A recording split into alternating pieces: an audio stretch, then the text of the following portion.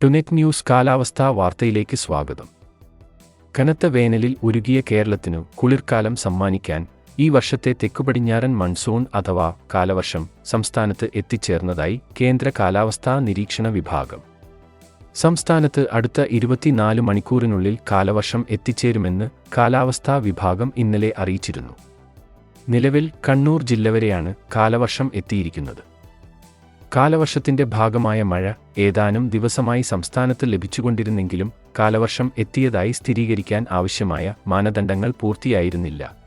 ഇത്തവണ 2 ദിവസം നേരത്തെയാണ് കാലവർഷത്തിന്റെ വരവ്. ഈ വർഷം സംസ്ഥാനത്ത് കാലവർഷം നേരത്തെ എത്തുമെന്ന് ഒരു മാസം മുൻപേ കാലാവസ്ഥാ ഏജൻസികൾ പ്രവചിച്ചിരുന്നു. ഇക്കാര്യം ടുനെറ്റ് ന്യൂസ് പ്രേക്ഷകരെ കൃത്യമായി അറിയിക്കുകയും ചെയ്തിരുന്നു. അതേസമയം തെക്കൻ ജില്ലകളിൽ വിവിധയിടങ്ങളിൽ നിലവിൽ ശക്തമായ മഴ ലഭിക്കുന്നുണ്ട്. ഇന്ന് ഉച്ചയ്ക്കുശേഷം തിരുവനന്തപുരം മുതൽ കോഴിക്കോട് വരെയുള്ള ഭാഗങ്ങളിൽ ശക്തമായ മഴയ്ക്ക് സാധ്യതയുണ്ട്. തീരദേശ മേഖലയിലും ഇടനാട് മേഖലയിലുമാണ് കാര്യമായി മഴ ലഭിക്കുക. അടുത്ത ദിവസങ്ങളിലായി മറ്റു ഭാഗങ്ങളിലേക്കും കാലവർഷം വ്യാപിക്കും. ജൂൺ ആദ്യവാരം തന്നെ കനത്ത മഴയ്ക്കുള്ള സാധ്യത സംസ്ഥാനത്തുണ്ട്.